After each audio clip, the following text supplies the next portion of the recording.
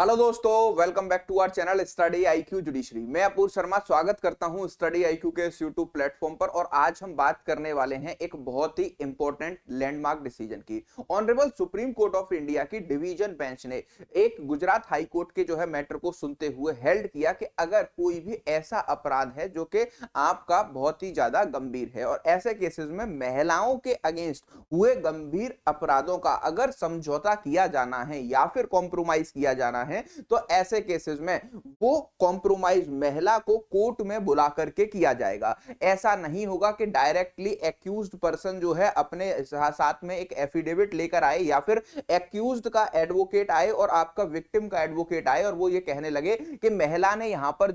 Accused के साथ समझौता कर लिया है और इस बेसिस पर उसके ऊपर लगे गंभीर अपराधों को पूरी तरीके से खारिज कर दिया जाए और केस को बंद कर दिया जाए। तो ऐसा नहीं होगा। किसी भी कोर्ट को अगर किसी भी केस में सेटलमेंट होने के बाद, कॉम्प्रोमाइज होने के बाद अगर ऐसा पाया जाता है कि बहुत ही ज्यादा गंभीर और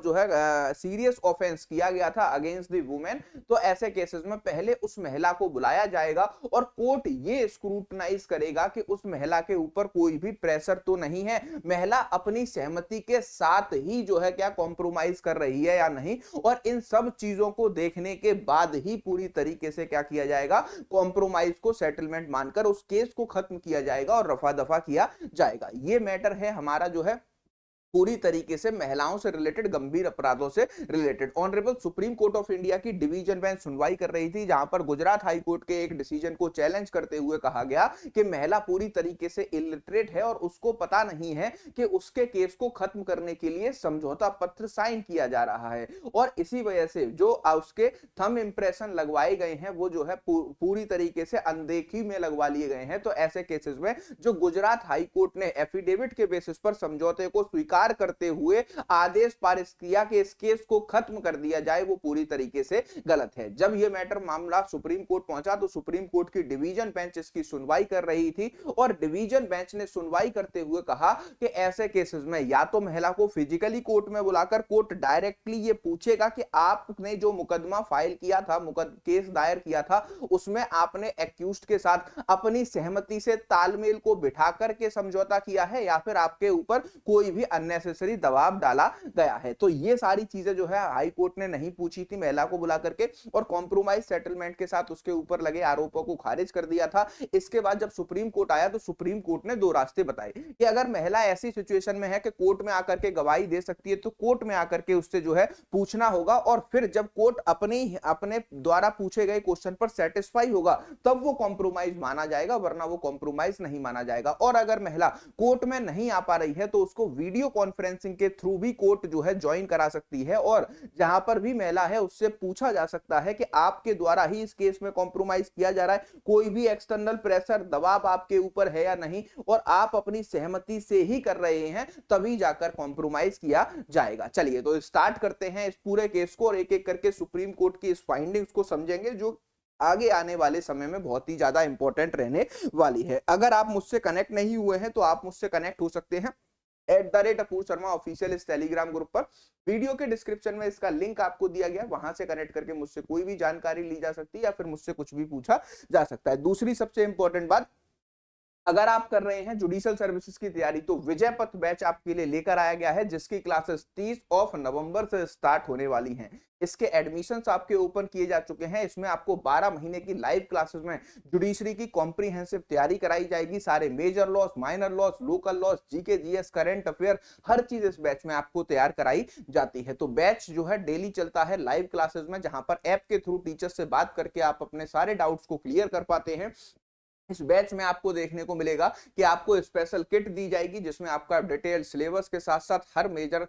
लॉ के आपके फ्लो चार्ट्स भी रहने वाले हैं। इसी के साथ साथ मंथली आप ऑनलाइन और ऑफलाइन मॉक टेस्ट भी इसमें दे सकते हैं। जजेस की मेंटरशिप इसमें आपको मिलती है और जजेस के द्वारा इंटरव्यू गाइडेंस प्रोग्राम भी मिलता है। और आप इसमें एडमिशन लेना चाहते हैं तो डिस्प्ले पर मेरे नाम के 3 अक्षर एपीयू का कोड दिख रहा है, अगर आप उसको अप्लाई करेंगे तो ये बैच आपको 30 मंथ्स की वैलिडिटी के साथ 30,000 में मिल जाएगा। मतलब मंथली आपको 1000 का ये बैच लगभग पड़ता है। स्टार्ट करते हैं। Before quashing serious crime cases, procedure victim presentation presence to examine whether the settlement is genuine. Honourable supreme court, ठीक है। तो यहां पर ये कहा है कि अगर कोई भी केस किसी भी जो है कोर्ट के सामने आए, चाहे वो हाई कोर्ट के सामने आए, कोर्ट ऑफ सेशन के सामने आए, या फिर judicial magistrate first class, judicial magistrate second class, ठीक है। तो ऐसे केसेस में जब भी किसी भी महिला के सीरियस ऑफेंसेस से रिलेटेड केस होगा, तो ऐसे केसेस में अगर कोई भी आकर ये कहता है कि इस केस में कॉम्प्रोमाइज हो चुका है और पार्टीज ने खुद बैठ के कॉम्प्रोमाइज किया है, तो वो कॉम्प्रोमाइज कितना जेन्युइन है, महिला के ऊपर कोई दबाव एक्सटर्नल प्रेशर तो नहीं है, कहीं महिला को ये बात पता ही ना हो और उसके सिग्नेचर करा लिए जाए, अंगूठा लगवा लिया जाए कि उसके केस को खत्म किया जा रहा है, वो इस बात से सहमति जताती है, तो ऐसे केसेस के लिए अब महिला को कोर्ट में बुलाना होगा और उसकी गवाही कोर्ट को खुद लेनी होगी, तब जाकर के उन कॉम्प्रोमाइजेस को पूरी तरीके से जो है वैलिड कॉम्प्रोमाइज माना जाएगा। The Supreme Court observe that even if an affidavit of the victim accepting the settlements is on record in the case of serious offences and specifically against women, it is always advisable to procedure the presence of the victims either personally or through a video conference. ये honourable supreme Court of India ने decide किया है। With this, the court can properly examine whether there is a genuine settlement and that the victim has no substantive grievance of that court। ठीक है, तो यहां पर क्या बोला गया, यहां पर पूरी तरीके से ये बोला गया है कि यहां पर जो है कोर्ट ये पता लगा सके, उसको एग्जामिन करके कि जेन्युइन सेटलमेंट हुआ है या नहीं। अब इस केस में क्या हुआ था, सबसे पहले ये समझते हैं, उससे पहले हम honourable supreme Court of India की 2 जजेस बेंच में कौन कौन हमारे जस्टिस बैठे थे जो इस बेंच को इस पूरे मैटर को सुन रहे थे। The bench comprising justice Abhay S Oka and justice Augustine George, ठीक है, said when petitions are filed before the High Court by invoking either Article 226 of the Constitution or Section 482 of Code of Criminal Procedure 1973, यहाँ पर 226 का इस्तेमाल करते हुए, ठीक है, 226 क्या है, रिट्स की बात करता है, हाई कोर्ट्स को पावर देता है, या फिर 482 सीआरपीसी जो कि इनहेरेंट पावर ऑफ जो है कोर्ट्स है। तो ऐसे केसेस में बताया गया है कि अगर आर्टिकल 226 या 482 का इस्तेमाल करके कोई भी हाई कोर्ट क्या कह रहा है आगे,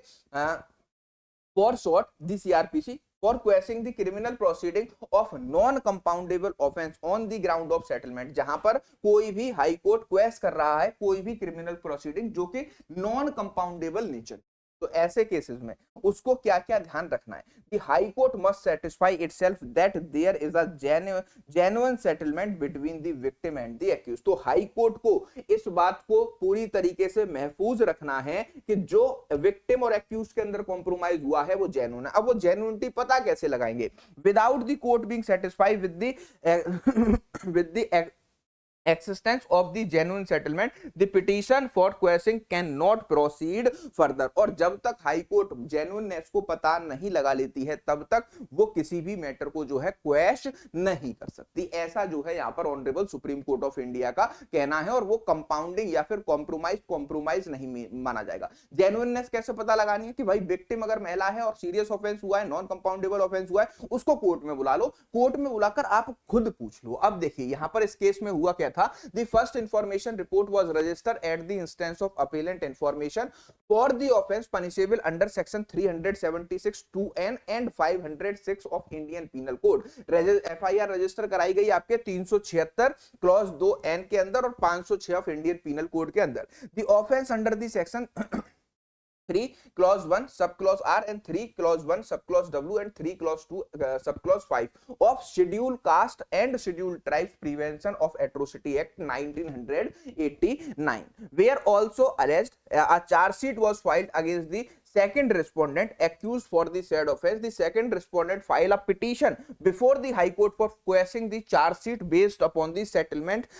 allegedly arrived between the parties। अब देखिए ये जो है चार्जेस लगे, एक्यूज क्या थे, एक्यूज यहाँ पर दो थे, एक फर्स्ट एक्यूज था, एक सेकंड एक्यूज था। अब यहाँ पर क्या हुआ कि फर्स्ट एक्यूज के अगेंस्ट जब मुकदमा चल रहा था तो सेकंड एक्यूज ने उस महिला से जाकर के जिसने आपके 376 की FIR की थी, 506 इंटीमेशन की FIR की थी और prevention of atrocities act, SC/ST act भी लगाया गया था। तो सेकंड एक्यूज ने जो है वो हाई कोर्ट गया और वहां पर एक एफिडेविट दिखाया और ये कहा कि मैंने तो महिला से कर लिया है क्या कॉम्प्रोमाइज, तो मुझे इस केस से बिल्कुल रियायत दे दी जाए, मुझे बरी कर दिया जाए। ठीक है, तो उसने 482 के अकॉर्डिंग वो कहां पहुंचे, हाई कोर्ट पहुंचे और हाई कोर्ट से इसको क्वेश कराना चाहा। The high court by impugned judgement proceed to quash the criminal proceeding with a direction that the compensation received by appellant under the Atrocities Act shall be refunded to a concerned authority. It was the case of